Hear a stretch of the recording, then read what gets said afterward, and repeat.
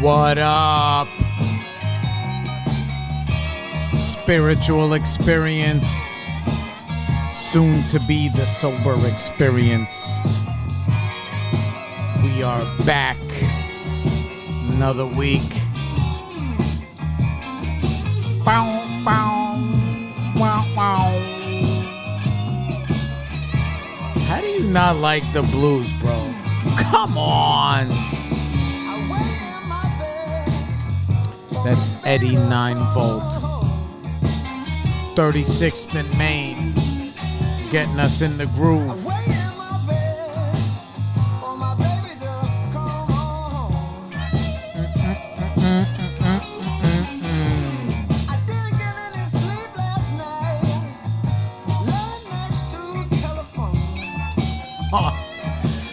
I hear you, brother. I hear you. We all been there. Oh, my God. What up, everybody? You know the deal. We're back on the grizzle. Shut off the speaker. Bigadoo. Yeah. Yeah, I know what it's like. Oh, man. Waiting. Bro, waiting. Waiting for that text back from whomever, whatever. Oh, my God. Man, I remember those days, bro. It was like, yeah, I remember those days. I remember those days, man, where things that were like so incessively important, like women. Yeah, that's really it. Oh, my God, man. They were my higher power for so long. It wasn't even them. It was just like that was where I got validation. But I remember, you know, just being, just being mesmerized, man. You meet somebody and it was like freaking magic, you know, it's like freaking magic. And life is like magic, man. If you let it, if you remember, if it's not even if you let it, I think if you remember, let me get myself comfortable here. If you remember the magic, like, yeah, man, the magic. And whatever that is for you, you know. I remember for me, it was like, yeah, just the freedom of being young. And the thing is like, you can still be young now, no matter how old you are.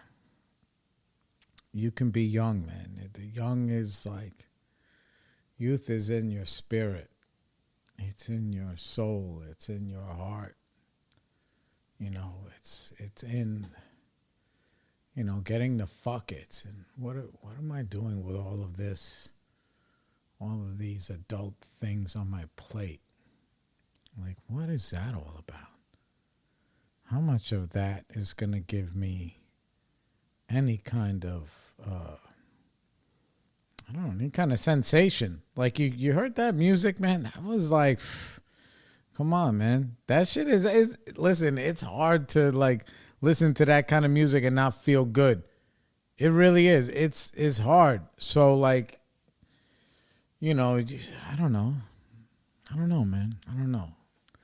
I've been in a funk for a few days. I'm crawling out of it now, man. It was fucking bad.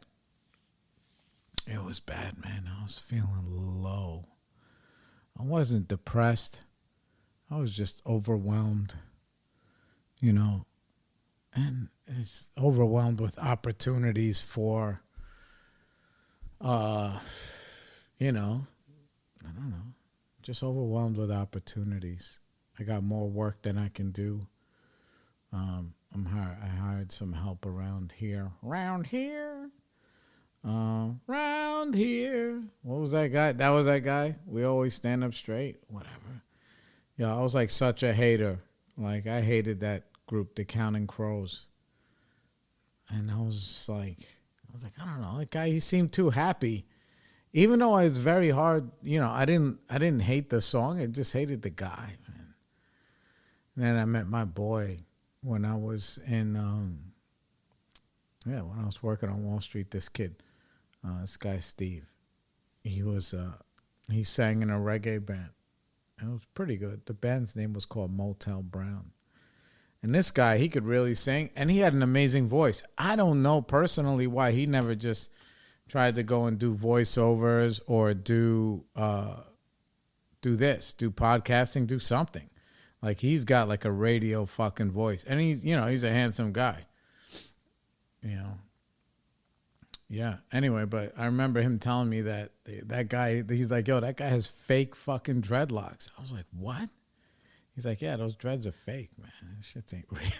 I was like, fucking, it made me hate the guy even more.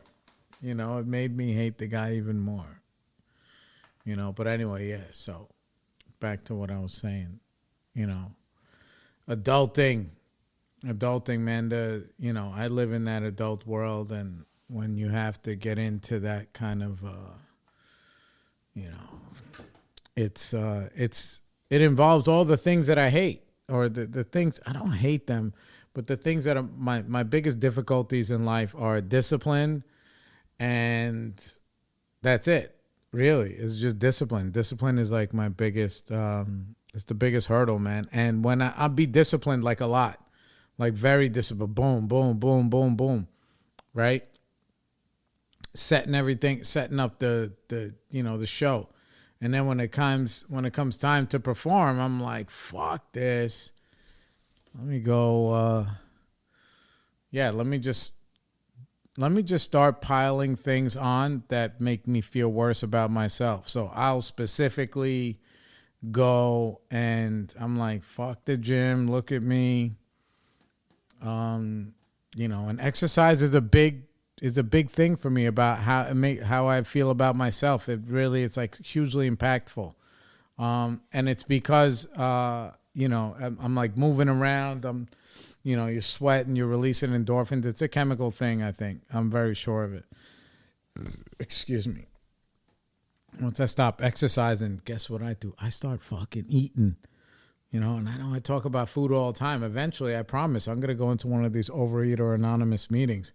Because as you get older, you're just like, bro, I cannot take a drink. I don't want to take a drink. I can't. I don't want to. I know that I can't, but I really don't want to. I don't want to drink. I don't want to get high. But I find myself in these squirrely places where I'm just like, dude, I don't want to fucking show up. And I have a little bit of like buffer where like, I have enough people, whether I pay them or not, that are in place that are really handling some of the stuff for me. And it gives me time to be with myself, and all I want to do is just, destroy. And that is, I think that's just part of being human, though. Sometimes you just want to be like, fuck it, and just burn everything down, and I want to be so selfish in the moment. So what do? I go eating. I go smoking more cigars than I should be smoking. I stop running. I stop lifting. I stop, and then I go to a lot of meetings when this happens, because I like to just hide out in meetings. Like, oh, let me just go and do AA shit instead of like fucking making sure that my insurance is paid or doing this or that or whatever. Like, like, yeah, no, I need to go to the meeting. And it's like, that ain't the fucking wave anymore, It's not. It's funny, I was texting with my boy Adam and Anthony, these two fucking jokers. And I fucking love them. I was like, dude, I spent the first 20 years in AA. I think I'm going to spend the next 20 in NA. See how that fucking goes. Because I've been listening to NA speakers, man, on YouTube. And they're pretty fucking good, like these circuit speakers and all of that shit. And, I've been going on like a little bit of a speaking tour, if you want to say that, the last couple of weeks also. But, I've just been going out there and being honest. But here's the thing. I've been doing really good. It's just that when I fall off for a few days. And when I fall off, it's hard. I fall on my face. And I'm just like, I need to just feel like shit. That's what it is. I just need to feel like shit, man. And I started listening to like fucking 90s alternative heroin songs. who are all of our guys, right? It was like, you know, yeah, yeah, who are all of our guys, man? They're all, they're all fucking junkies. Nirvana, Kurt Cobain. Yeah, he was a junkie. And I think here's the thing. It's like, and part of me is a huge part of me is very defiant. And there's like all these other things that like, I don't want to go with the grain. And, I want to be like, quote unquote, contrarian. Is that the right term? Yeah. So like when Nirvana came out, I mean, dude, Nirvana, they were great. I mean, it was cool. They weren't my fucking favorite. I think they weren't my favorite because they were everybody else, a lot of other people's favorite. Like, oh my God, this guy. It sounds like, I don't know. It was just new. It was new. And for me, it was just like, dirty. I wasn't that dirty. I was dusty, but I wasn't dirty. If you can even think about that. Yeah, I was like dirt, I went through like that phase when I was a teenager. So I was a dusty white Puerto Rican Jew. And yeah. Yeah, so like, but he was like, these guys, they were like dirty, like, the type of kid that fucking pick his nose and eat it. That's what he looked like. Meanwhile, that whole thing was about like, how do we be insanely disciplined with the songwriting, with the practicing, with everything, but then dress it up as like very cavalier and whatever. Oh man, like, Beyonce, I woke up like this. Like, yeah, like, dude, that was like that whole thing, genius, I should just say, genius or whatever, is very meticulously put together. Kurt Cobain, he's like, you can listen to his music and you can hear the freaking fucking Beatles. 3 or 4 chords, some silly lyrics. Yeah. And him just dressing up dedication and hard work and all of this other stuff as like some band where 3 guys got together in a freaking garage and they were like, yeah, let's just do one thing. Let's just hang out and get high together and drink. And then these magical songs will come out and it will be this. Meanwhile, but here's the thing, right? As a spectator, like we would look at that as a kid and we're very impressionable people. People are impressionable people, right? So there was no like, hey, look, behind the curtain, I don't know if you know, but Flea from the Red Hot Chili Peppers is like a super dedicated musician, like I wouldn't say world renowned, but apparently he's like an expert fucking trumpet player. And he grew up in a musical home, and that's what he did. He played the trumpet like an animal, and he was incredible. And he was supremely talented, but matched with hard work and practice, 8 hours, 10 hours a day, whatever it was.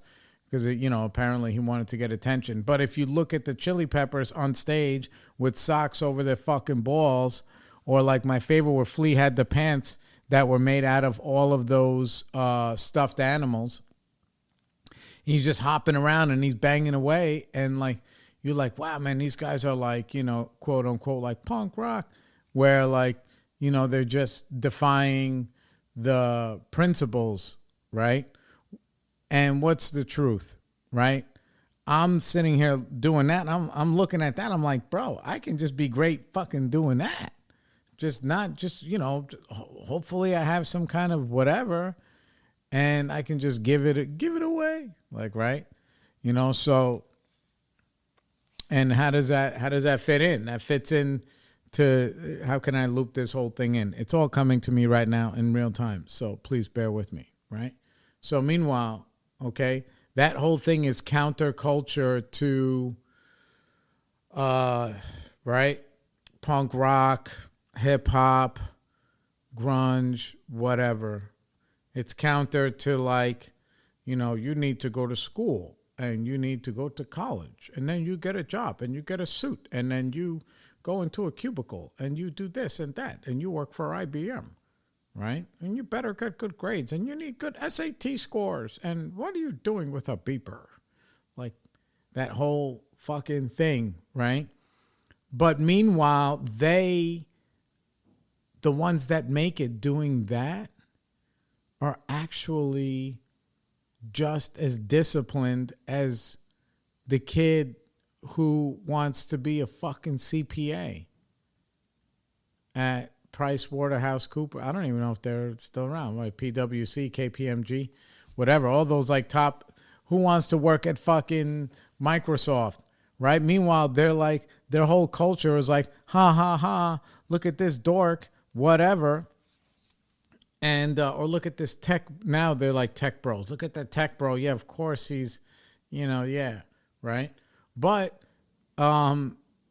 there's none of them that weren't supremely dedicated to their own craft that just happened to be a different craft. So they're really actually the same person. They're really the same person, and which is great. But you only realize that after they're all fucking gone, because guess what happens, right? Kurt Cobain, I'm so sorry. Whatever. I'm very obscure underneath every fucking radar. We just crossed, 5,000 downloads a little while ago. But, after like a year and a half, it's not really that bad. So please spread the word wherever you can. Like if you're my friend and you're listening, and if you could share this show with other people, that'd be helpful. All right, that was our advertisement. Anyway, so him, I don't think he killed himself. I think that they were young, in their early 20s, and instead of them being like some tech.com blow up, I'm going to save the world, they did the same amount of hard work, but in something that they loved, which the tech bros, they love that shit, and they blew up at the same time, right? So now you have these young 20-somethings, whatever, except Kurt is a fucking junkie, and the tech bro guy, who knows? I don't know. When maybe he's on stimulants or something, if he's on anything. Or maybe he doesn't believe in that. He's like, oh, this guy's like a fucking counterculture, dirty white boy. Meanwhile, I'm a fucking renegade because I'm learning how to code and do all this shit that's going to change the fucking earth and change how people live. And he's over here crying like a cat in his mom's fucking garage 18 hours a day. And then, whatever. I think he was just like, he couldn't handle it. And he had his wife kill him, if you're asking me. And all of those guys from that era, right? It was him. What's the other guy? Lane Staley, was that was his name? From Alice in Chains and Mad Season. The River of Deceit, bro. That guy was in fucking pain. He was in pain. So, yeah. Who else friggin' died? Well, I didn't really care for any other Blind Melon song except for the B song. And it was only really because of the B video. And I was taking a lot of drugs back then. Whatever I can get my hands on. Psychedelics, mushrooms, LSD, Special K. Not called like ketamine, but yeah, Special K. Mescaline. I did smoke dust. Mushrooms. Did I say mushrooms? Yeah. Oh my God. Like whoever ate mushrooms know what mushrooms taste like, And I didn't give a fuck. And I would just eat like, yeah, it was $20 an eighth, caps, stem, the whole thing. Some people were like, oh, you put it on pizza. And it was like all this like folklore. Before the internet, there was like all this folklore where like, oh man, I hope, my weed has roach spray on it. If I eat mushrooms, I need to drink orange juice because allegedly the vitamin C and and you have all these whatever, right? I don't want to go down a drug rabbit hole. Yeah, it was a lot of fun.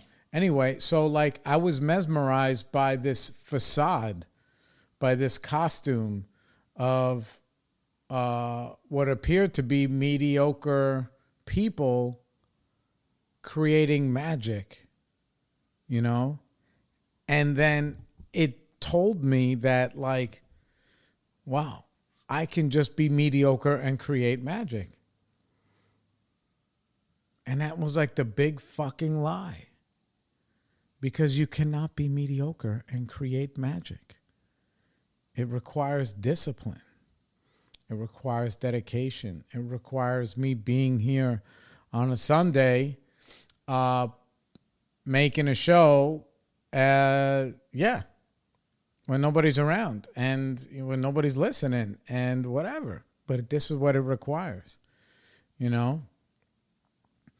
So, yeah. So all of those guys, who else? But then here's what happens, right? Then they make it, and then what it takes for them to be disciplined and be great, they can't do it without all of that extra help. You know, they can't. And at that time, it was H to the Izzo, heroin. So who else did the heroin? It was the guy from Blind Melon. The guy from Sublime, right? In years past, years since, I've grown to like their music. I never bought one of their CDs. I never, whatever. At that time, when that was popping, I could hear it for a little bit, but I was still way too angry. And I was way too counter culture, I guess, if you want to say that. And all of that stuff seemed a little bit too happy for me, because I gravitated towards like all of this energy of I'm going to do it my way, blah, blah, blah, blah, blah, blah, blah. And I was just so defiant, and I was born like that. Nobody made me like that. My dad is a little bit like that. Actually, he's a lot like that. Sorry. Yeah. Yeah, so I guess what I'm saying is that a little bit more honesty would have been nice. Like a little bit more. Like, when you hear the stories afterwards, and I'm not a Beatles fan. Sorry, Glenn, I love you. I like them, but I just don't love them. It was before my thing. It's kind of like maybe how my kids don't understand why I love Slayer and Public Enemy. Like they don't understand. They weren't there. So, but apparently, the Beatles, they were like hiding somewhere for like 3 years and playing hours and hours a day in front of people.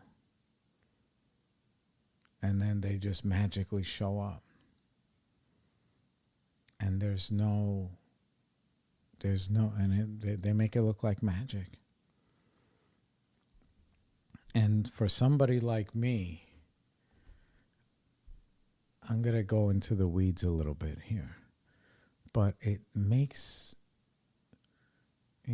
I can see how it could make them feel like inferior. Because they're just like, wow, this guy's doing fucking magic. And here I am in fucking Idaho. And I'm riding a bicycle. And I'm not doing shit. This guy's having sex with all the women. He's on television. He's this, that, and the third. The facade of being happy and obviously being successful because they have money and this and that. And then whatever.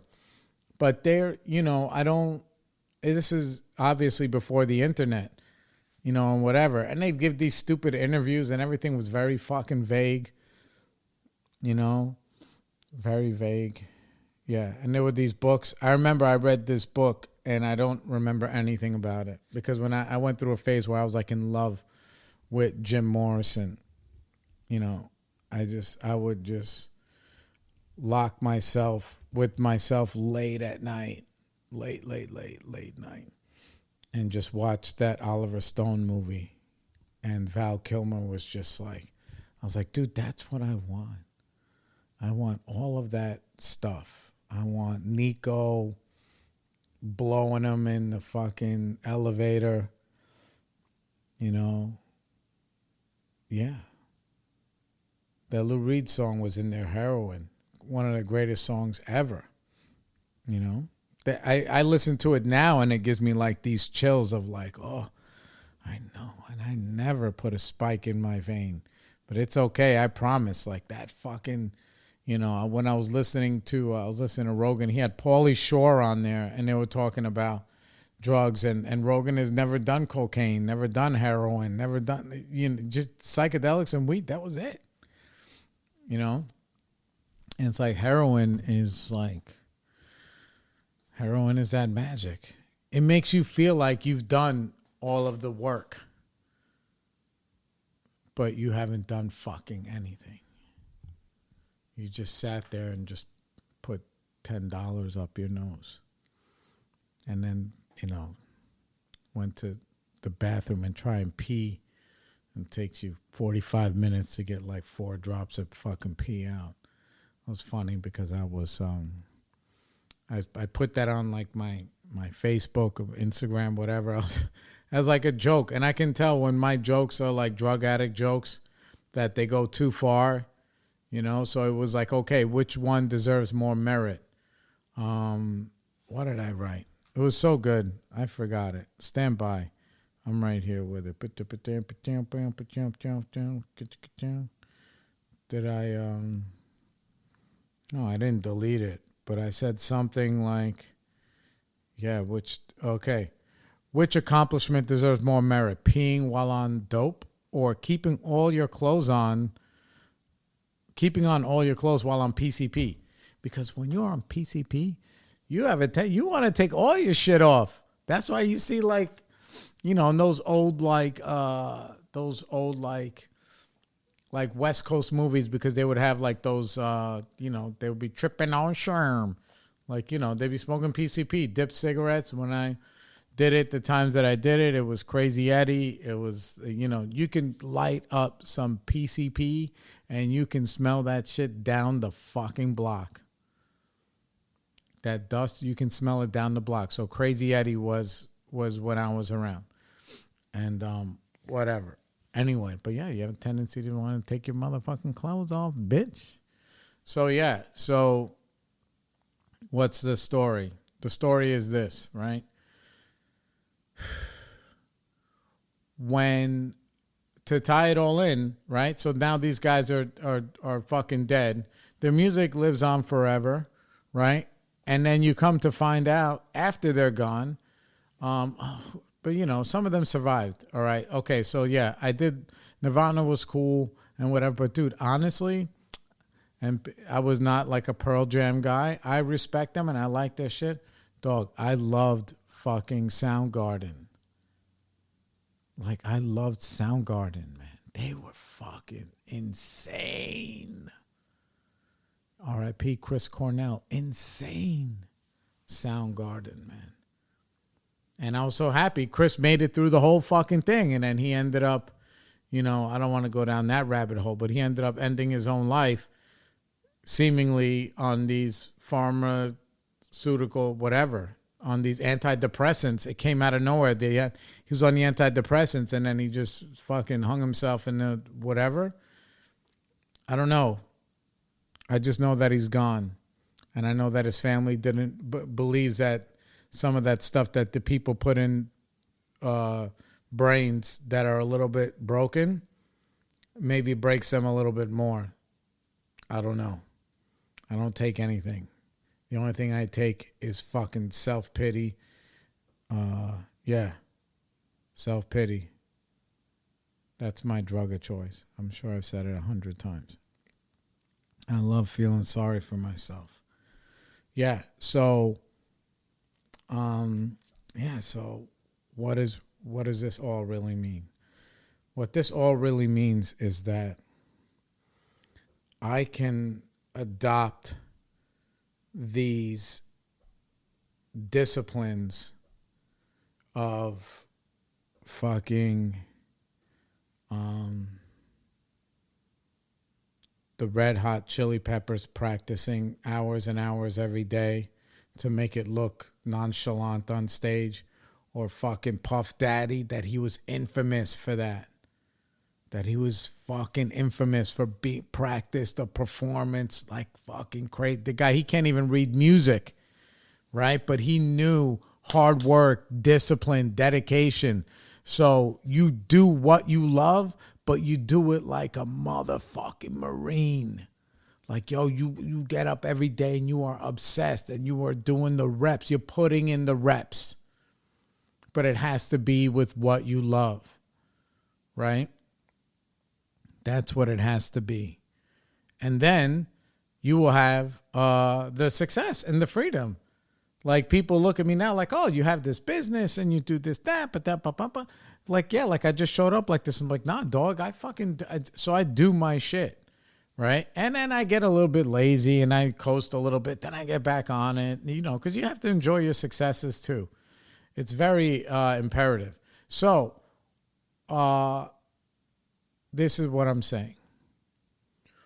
When I go back into those holes, those depression, the depressive, what are these kids, the new kids call it the sunken place. Yo, you go to the sunken place, yo.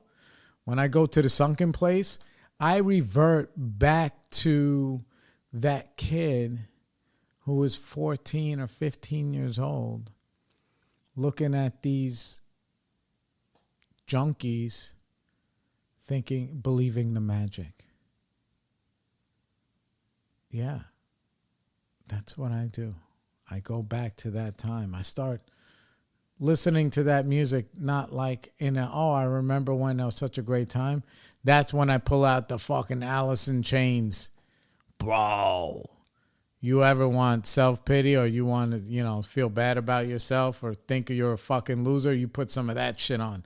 That's some dark-ass shit, especially if you've, been addicted or been in the grips of stuff, or just been in the grips of self. It doesn't have to be drugs and alcohol. It could be food. I always say, I've mentioned the food now because the food is a fucked up thing for me.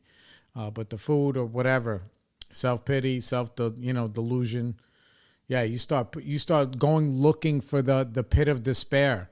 You're like, no, I'm good right now. Let me just go back down here in this mud and let me just rub this mud all over me because I don't want to fucking do anything. I don't want to show up to the gifts that life is giving me and to the fucking garden that I've worked for. Yeah. That's what happens to me. I revert back to that kid and I just say, but I can't do any more heroin and I can't do any more cocaine, and I would never do cocaine again.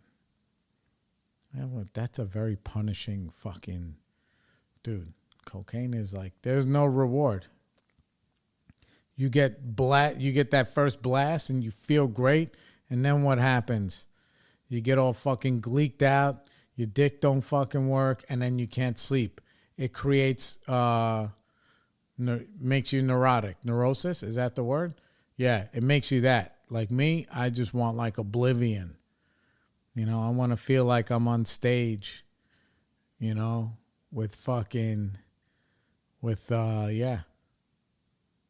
all these guys, like I'm part of the band. But meanwhile, I'm just sinking into a fucking couch with headphones on or something, imagining instead of creating the life that I want. So periodically I start to, that's what, gravity will pull me there. And bro, I was there for like 2 days. And thank God I don't stay there. I fucking snap myself out. But 2 days is a long time to be lathering yourself in the fucking goop. In the goop. So what happens? Like, things that, I got to be. And then I have nowhere to hide, man. I have too many people who are relying on me. Bro, too many people relying. I had to go upstate. You know, there's stuff going on with my crib. You know, I got my fucking business. I got my woman. I got my kids. I got like all these. I got sponsees that are, you know, I have a whole, you know, this whole time. So then what do? Is, you know, when I went upstate yesterday and I'm going back up there today, but I went and I checked my fucking mama.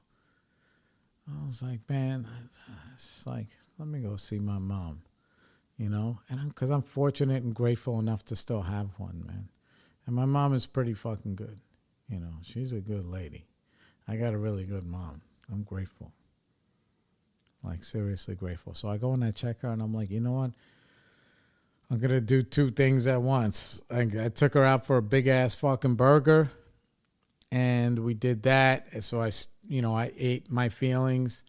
I spoke to her a little bit about, it's hard to speak. My mom is not somebody you can ask for advice. You know, she doesn't know how to give it. She knows how to talk shit. She doesn't know how to give advice. She helps you in the way that she can.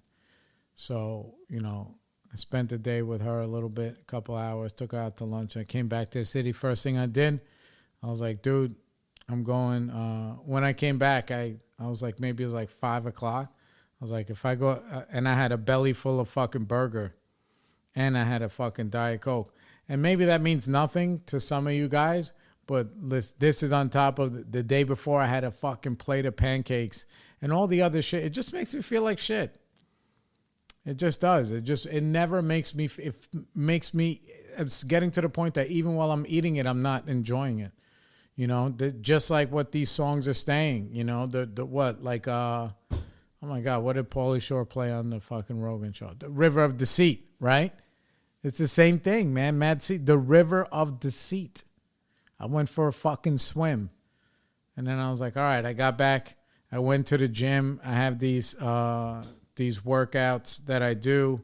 I'll shout out the guy because he's an incredible person. The name of the app is called Lifts with Wolves.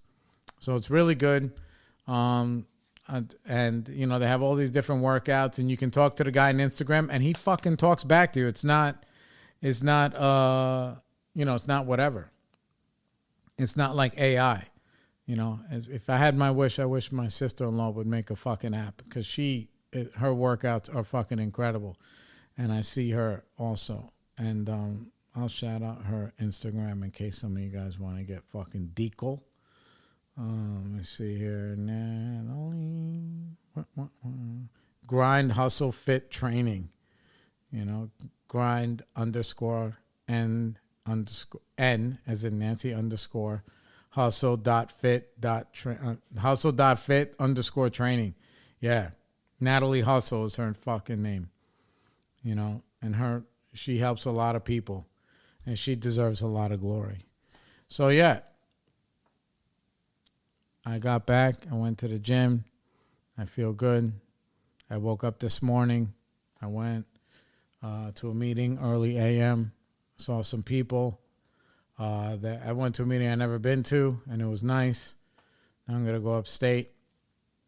But yeah, man, that's where I'm at right now, you know, and I'm happy I got to work through that stuff with you guys because then I remember, like, yeah, it's not. And I think it's less prevalent now with this generation than maybe with mine. And I'm not trying to say, oh, I'm the old guy and these kids today. But like, no, now there's all of this fucking motivational shit that's on Instagram and Facebook and Twitter and all these like AKA influencers. And, you know, the stuff they're saying is real, which is like, dude, it's going to take hard work. None of it is fucking luck. I wouldn't say none of it. There's luck involved, but hard work will prepare you for when the luck comes. And that's what I've learned, you know? That's what I've learned. Hard work will prepare you for when the luck comes. But, yeah. Well, we didn't have any of that shit. We just had what fucking MTV showed us. Or when I went to a show, you know, these guys, you know, yeah, it looked like fucking magic. I look like if you would have asked me, I'm like, bro, they were just hanging out in the bar the night before. They got up on stage, magically sounded fucking great, and then left. You know, not that it was a whole fucking business and there's a whole formula for success. which is, discipline, doing what you do like you don't like it. I mean, doing what you don't like to do like you love it, if that's the right quote, sorry. Consistency, and just be, doing your shit. And just being yourself, man. But you got to be yourself like to the fucking max. This is why I tell my kids, and this episode's going a little long. Man, I'm at 40 minutes. I've been trying to creep them down. But now I'm on fire. Yeah, so like I'm trying to tell like my middle kid, I'm like, yo, dog, we don't tell you what to do. We tell you how to do, or show you. Like, bro, you can be whatever the fuck you want to be, man. Nobody's kicking you out of the house. You don't have any fucking kids. None of that shit. None of it. But you want to do the easy things instead of putting in the work for what you love. And that's why you're going to live a very unsatisfactory fucking life until you change that. A very unsatisfactory. Like, I'm fulfilled on a lot of levels, And there's more to come, which is even crazier because of the level of fulfillment that I have. It's fucking crazy. How that I'm 90% of the time, legit, 90 or 95%, 90% of the time I'm happy. And if I'm not like happy in that moment, I'm happy knowing that I'm going towards the happy moment. So it makes it like whatever. Like, fuck it. All right, this client is complaining about this. Okay, bro, I'm the fucking boss. That means that when there's a problem, I'm the one who does the heavy lifting, and I'm the first one to pick it up and the last one to put it down. That's what it means to be a fucking leader, because that's who I am.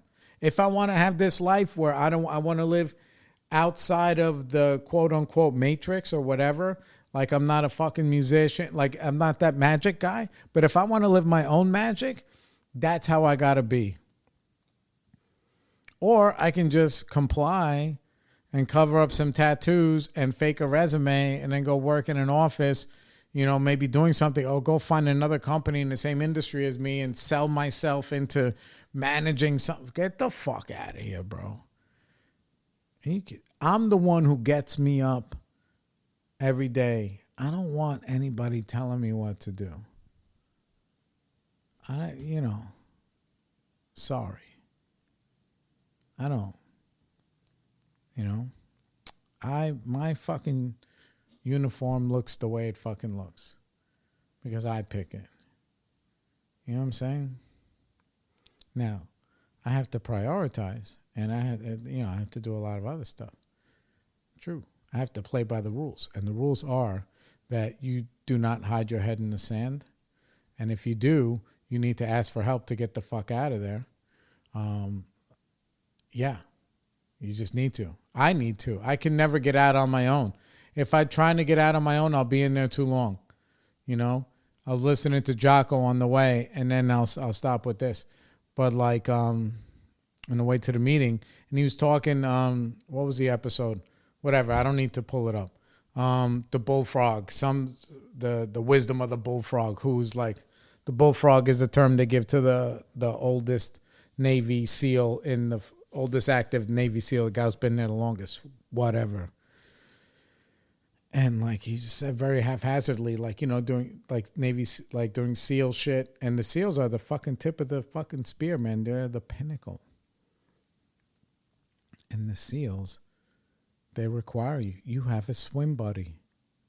You don't go out there. You don't go in the water on your own. You fucking don't. Which is crazy to think that these guys who are doing the most insane, operational things in what some people would believe are like humanly possible, whatever, they're insane. They don't even do it. They don't even get in the water on their own.